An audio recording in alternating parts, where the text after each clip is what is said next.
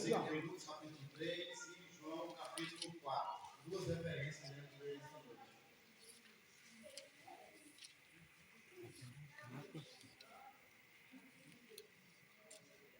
Quantos acharam o livro de Lucas capítulo 3?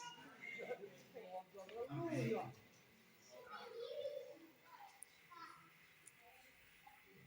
O irmão vai colocar ali para quem tem Bíblia poder acompanhar conosco. O livro de Lucas, o terceiro livro do Novo Testamento. Primeiro, que diz assim: e no ano 15 do império de Tibério César, sendo Pôncio Pilatos presidente da Judéia, e Herodes tetrarca da Galileia, e seu irmão Filipe de tetrarca Itureia, e da província de Traconites, e Lisânias, tetrarca de Abineu, sendo Anás e Caifás, sumo sacerdote, veio do deserto a palavra de Deus a João, filho de Zacarias.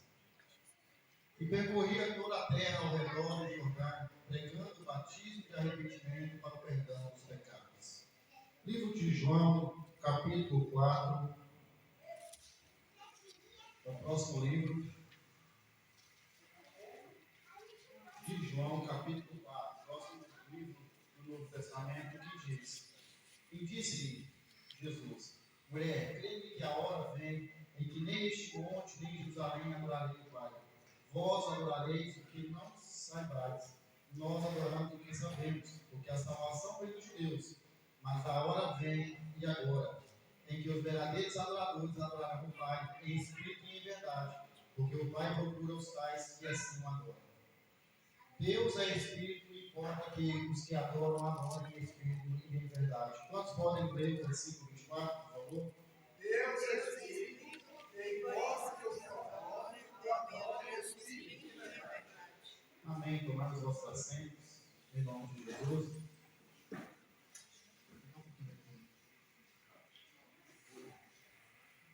Estou feliz hoje pelo convite de estarmos mais uma vez ministrando a palavra de Deus. Lembrando que o ano passado, os irmãos sabem que eu não agradeço muito, mas ano passado foi 2 vezes jogos, na pessoa do diácono Paulo, ele estava lá na Cláudia, me convidado por 2 vezes, esse ano mais 2 vezes, e o pastor de Marco várias vezes. Estou feliz por isso. Os irmãos sabem que eu não sou de pedir oportunidade, não peço, nunca pedirei oportunidade para ficar pregando, ou para pregar, ou para dar uma salação. Apenas posso pedir oportunidade para dar um testemunho, mas para pregar e dar uma palavra, jamais os irmãos vão me ver pedir oportunidade para dar. Agradeço a Deus por isso. O pastor Edmar gosta de nos ouvir e está sempre nos convidando e nos dando a oportunidade. Os irmãos sabem que eu tenho até uma agenda boa, porém nunca cubro minhas agendas, sempre eu recuso, por causa da semana, às vezes me chamam uma semana, e às vezes me chamam domingo, eu gosto de sair da igreja, nossa igreja. O pastor Edmar é prova de que às vezes me chama, eu falo, tem uma agenda da igreja, não posso ir. E às vezes também me chama, eu venho a dele e recuso outros. Como recusei 3 agendas seguidas pelas retrasadas, passadas e a outra. O ano que vem eu quero dedicar mais as minhas agendas, se Deus permitir. Amém? Vamos lá para a palavra do Senhor? O livro de Lucas é um livro histórico, onde nós vemos que é o único ou um dos homens que escreve o Novo Testamento, e ele não anda com Cristo, não está com Cristo, mas ele reuniu várias provas, perguntou de casa em casa, sendo ele um médico, andando, fazendo a missão a qual ele fazia, que era medicar pessoas enfermas, e perguntando a respeito de Cristo. Claro, ele não esteve com Cristo, não andou com Cristo. Ele e Marcos são 2 homens, ou 2 dos discípulos dos servos do Novo Testamento, que não andaram com Cristo, mas escreveram livros a respeito de Jesus. Logo vemos Mateus e a diferença de cada livro do Novo Testamento, se você observa, porém, ou observamos bem, Mateus, ele vai falar de Jesus, o rei dos judeus.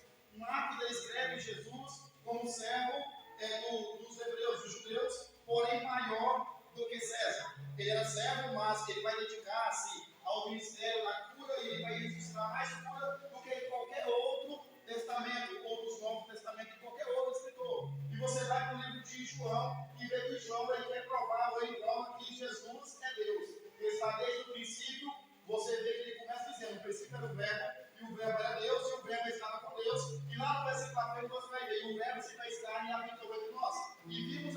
defumar a glória do engenho do Pai. Observa que cada um deles vão descrever Jesus de uma maneira.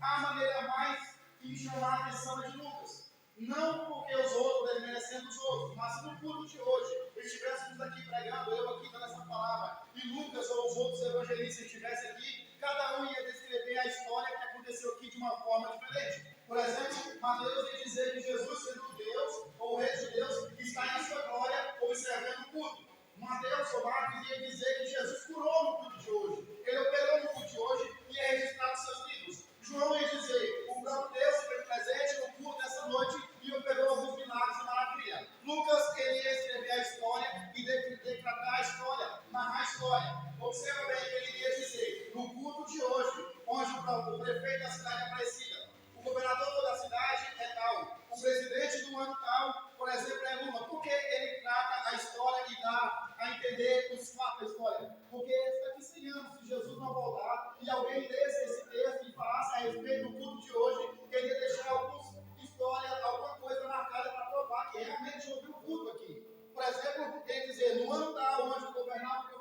tal, o presidente tal, aconteceu aquele culto ali. E onde você tirou essa base? Observa no capítulo 2, capítulo 3 da qual eu li. Ele começa falando quem são os governadores da época. Ele vai chegar à denúncia. Aqui há uma denúncia no capítulo 3 de Lucas. Mas antes dele fazer a denúncia, ele vai dizer o que está acontecendo naquela época. Quem estava governando naquela época, quem estava à frente das províncias principais daquela época, e ele vai chegar à denúncia de Anás e Caifás, era sumo sacerdote daqueles dias. Escute, se você ler o livro de Êxodo, você vai ver que Deus chamou apenas um sumo sacerdote. Tinha levitas, tinha sacerdotes, e apenas um sumo sacerdote era para estar à frente do templo. Apenas um sumo sacerdote ia continuar a dar continuidade, ia ordenar a comunhão, o culto, decorrer do culto. Naqueles dias havia dois sumos sacerdotes que estavam à frente, Anás e Caifás. Isso não era da vontade de Deus, não era obra de Deus, era obra de Herodes, porque ele naquela época estava colocando pessoas para governar. Os sacerdotes naquela época eles governavam de acordo com a vontade de Herodes. Observa que Deus não fazia presença, não fazia parte daquele culto. Observa que eu quis ler esse texto e quis ler outro texto para provar que Deus não estava na liturgia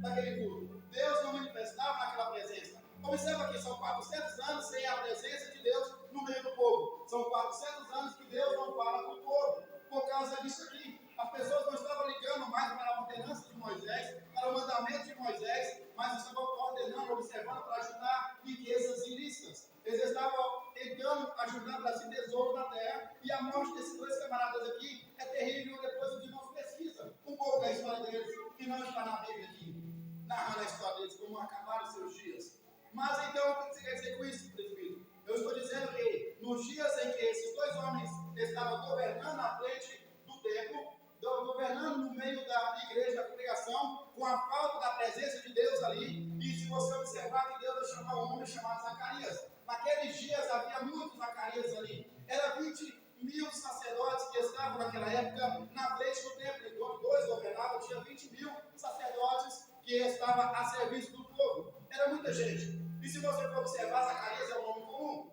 mas Deus não chama Zacarias apenas, ele fala o nome da mulher dela, Isabel, me desculpe. E se você pensar em vai ter muitos sacerdotes, muitos homens, Zacarias e Isabel, mas ele vai dizer também que ela era estéril. Observa que sempre que Deus quer fazer algo, ou fazer uma revolução no meio do seu povo, ele usa uma estéril para começar o movimento. Se você olhar lá no livro de Gênesis 12, você vai ver que Deus chama Abraão para sair da sua terra, e no meio do caminho Deus fala que aquele homem com 75 anos, com 100 anos vai ter um filho. E a Bíblia fala que sua mulher é estéril. Mas Deus, ele mexe no ventre daquela mulher e dá a ele um filho. Observa que Deus quer renovar o pacto com Israel, com a descendência de Abraão, e ele vai chamar quem? O seu filho ou o seu neto Jacó, e a sua mulher também é estéril. E Deus toca no ventre dela. Quando você observa bem no livro dos Juízes, quando Deus quer levantar um homem para poder governar o povo, para libertar o povo dos filisteus, você vê que ele chama um homem chamado Sansão, e a sua mulher ou a sua mãe também é estéril, por Jeová. Se você observar bem, quando Deus quer trazer um renovo no povo de Israel, ele chama quem? Ele chama Ana, uma mulher estéril, mas Deus coloca na sua madre e ela vai ter um filho chamado Samuel. E a Bíblia fala que Deus vai renovar o espírito no meio do povo através de Samuel. Quando Deus quer falar com o povo, para poder trazer a respeito, para poder falar a respeito do Messias que há de vir, ele vai chamar quem? João Batista, mas a sua mãe é estéril e Deus toca. Mas quando Deus quer enviar o seu filho ao mundo, Deus não chama uma estéril, mas a Bíblia fala, e da virgem nascerá, o seu nome é Emanuel, príncipe da paz. Ele não vem de uma estéril, mas ele vem de uma virgem. Ali está Maria, mãe de Jesus. O que eu quero dizer nessa noite? Deus não habitava animais, há 400 anos não falava mais com o povo. Há 400 anos Deus não descia mais no templo por causa do povo que se distanciou de Deus. Então a Bíblia fala que Deus vai chamar um homem. Naquele dia, Zacarias ele entra ao templo, ao Santo dos Santos, para poder colocar um incenso. Observe bem que havia um sorteio para que pudesse entrar ali. Como eu disse no começo, são 20 mil sacerdotes, a história de Flávio José conta. Ou seja, cada ano, de ano em ano, um subia, um entrava no sorteio. E aprove a Deus, não vou falar que é sorte, mas Deus escolheu aquele ano para que Zacarias entrasse ao Santo dos Santos para poder falar com ele em particular. E a Bíblia fala que quando ele estava lá dentro, conversando com o anjo Gabriel, a Bíblia fala que lá fora o povo estava temendo pela falta ou pela demora de Zacarias. A Bíblia fala que o povo temia porque ele demorava a vir. E quando ele está tendo uma revelação de Deus aqui, que Deus levantar um homem para poder mexer com Israel, porque Israel está distante de Deus, a Bíblia fala que o povo lá fora tremendo. Enquanto ele conversava com o anjo, adorava o anjo, lá fora Deus trabalhava. Enquanto você está aqui na casa do Senhor, adorando ao Senhor, glorificando ao Senhor, na sua casa lá fora, Deus está trabalhando. Eu não sei qual é o seu projeto, eu não sei qual é o seu pensamento. Eu sei que se você estiver essa noite aqui orando a Deus, buscando a Deus, pode ter certeza que Deus está trabalhando para você lá fora. Enquanto você está aqui, eu vou repetir, adorando a Deus, glorificando a Deus, ouvindo eu falar essas palavras, Deus está trabalhando no seu lar, na sua casa, no seu casamento, na sua família, eu não sei, Ele está trabalhando por você.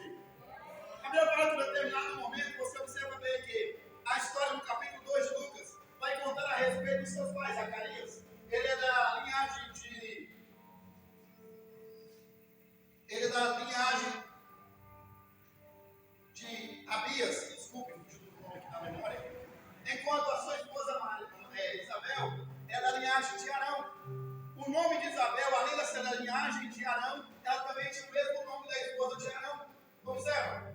Ou seja, Abias, descendente de Arão, e Isabel, descendente de Arão também, por direito, o seu filho tinha que ser sumo sacerdote, porque a Bíblia fala que da descendência de Arão, o sumo sacerdote levantaria para poder estar à frente do templo. Mas João ele não foi levantado para estar ali dentro do templo. A Bíblia fala que ele foi levantado para ir para o deserto.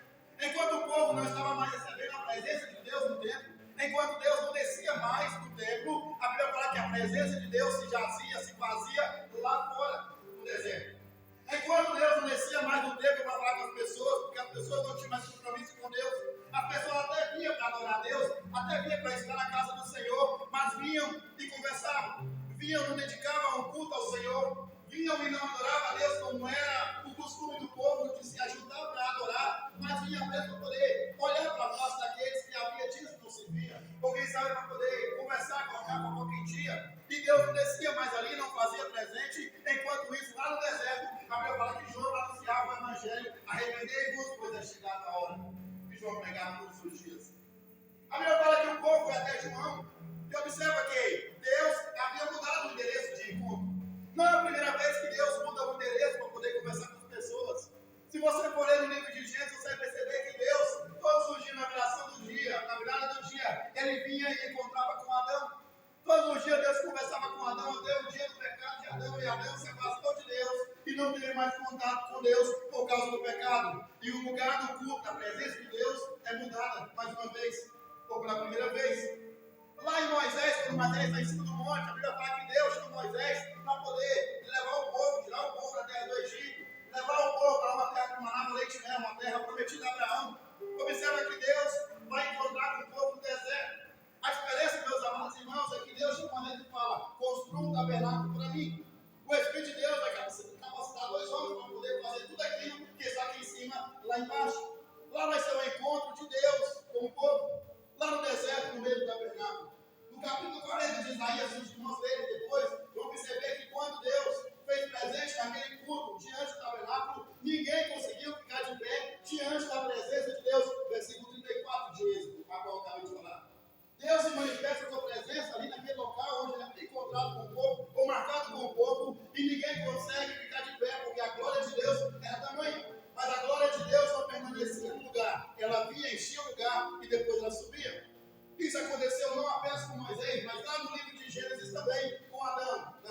dia ele vinha e depois voltava. E não permanecia para sempre, mas ia embora.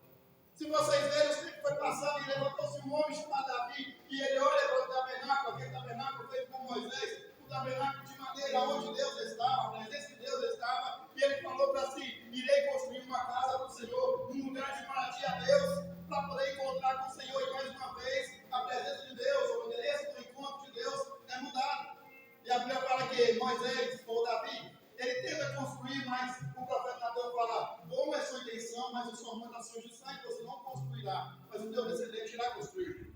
Observa, se fosse qualquer pessoa que tivesse ouvido não, você tem um projeto bom, você até pensou em fazer algo bom, mas o pastor falou para você: você não pode, deixa que o outro faça. Na hora você ia esmorecer, você iria murmurar, a ideia foi minha, o pastor quer passar para outro. Você iria falar: não, mas igreja mais não, porque eu tenho um bom projeto e quer passar para outra pessoa, para se sacar com aquilo que eu desejo do meu coração, aquilo que eu projetei. Mas Davi não, meus amados, o homem era tão fiel a Deus que ele começou a ajudar ouro, tesouro para poder construir, mesmo não sendo ele. Ele começou a ajudar as coisas para poder construir a casa do Senhor, a moradia do Senhor. E a Bíblia fala que depois Salomão vai construir um templo luxuoso, um templo perfeito, cheio de ouro, de jasmim e da madeira mais preciosa, madeiras que tinha na época. E a Bíblia fala aqui no capítulo 8 de 2 Reis, a presença de Deus se faz presente na inauguração. Salomão estende a mão, abençoa a casa e Deus desce ali. E a Bíblia fala que ninguém conseguiu ficar de pé. Tamanha era a glória de Deus naquele dia. Mas a presença de Deus vai embora depois do culto.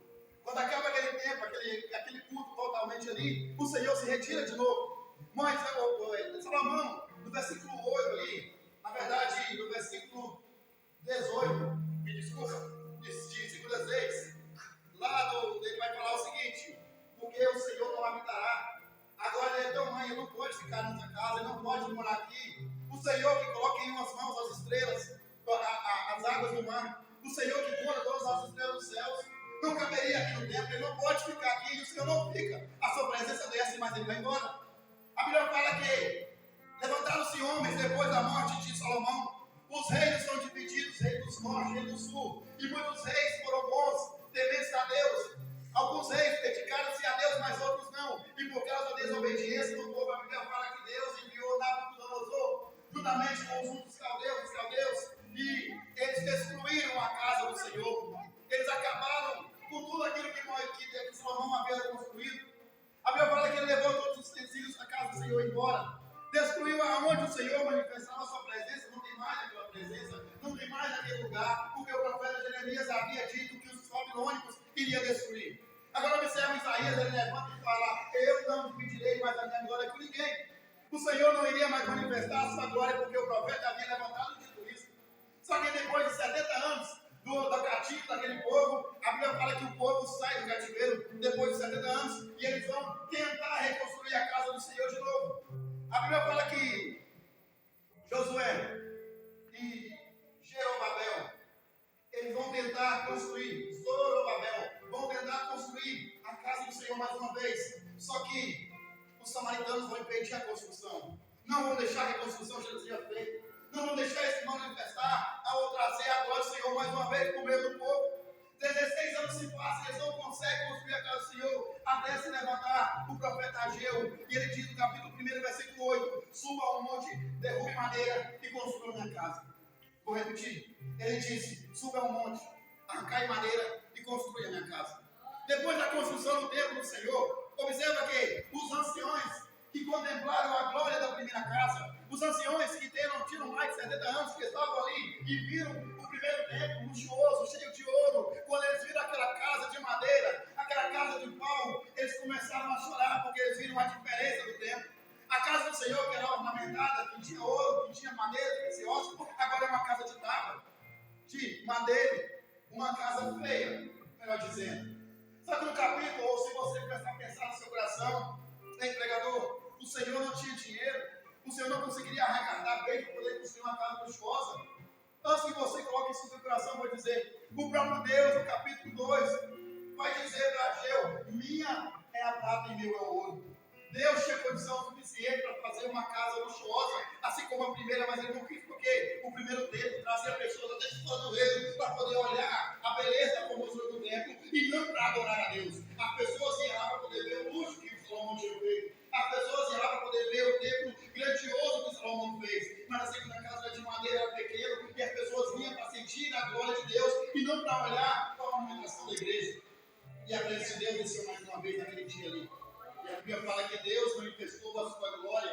e o profeta vai falar: a glória da segunda casa é maior que a primeira. E Deus se manifesta sua presença ali. Agora observa, o povo deixa de adorar a Deus. Herodes vai levantar e vai construir um templo luxuoso de volta. Depois de 400 anos, vai reconstruir de volta o templo de Salomão, não com a mesma glória de Salomão, não com a mesma glória que havia ali, mas uma casa boa. Só que observa que o povo não ia para adorar a Deus. É por isso que Deus ficou 400 anos sem falar com ninguém. É por isso que Deus não manifestava mais sua glória, por causa que as pessoas não estavam ali para adorar a Deus de verdade. Então ele vai mudar mais uma vez o destino e vai para o deserto conversar com o povo no meio do deserto.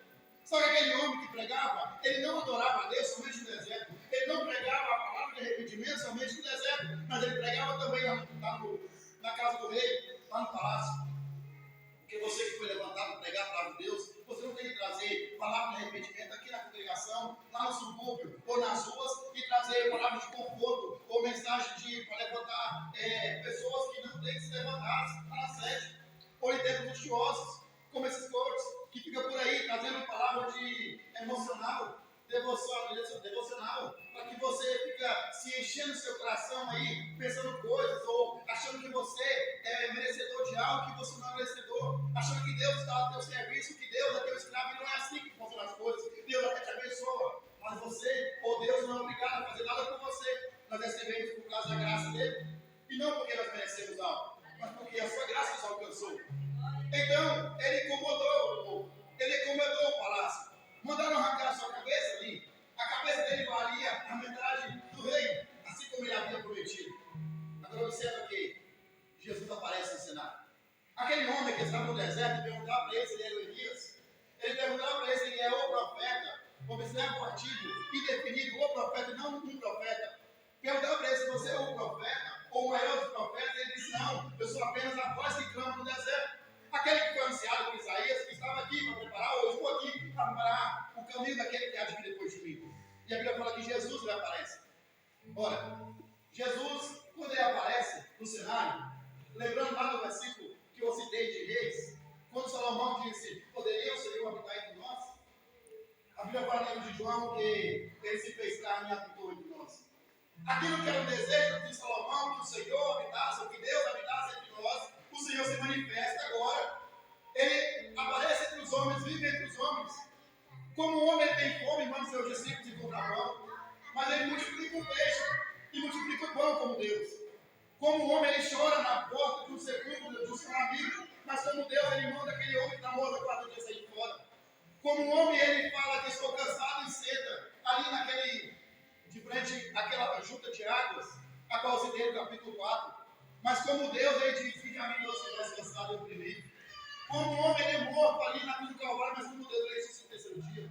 E no capítulo 17 de João, ele fala: Senhor, ó Deus, ó Pai, restitua a glória que o Senhor me desse antes. A glória que ele tinha antes de ser ao mundo, ele pede a Deus para poder manifestar a sua glória, renovar a sua glória, trazer a sua glória de volta.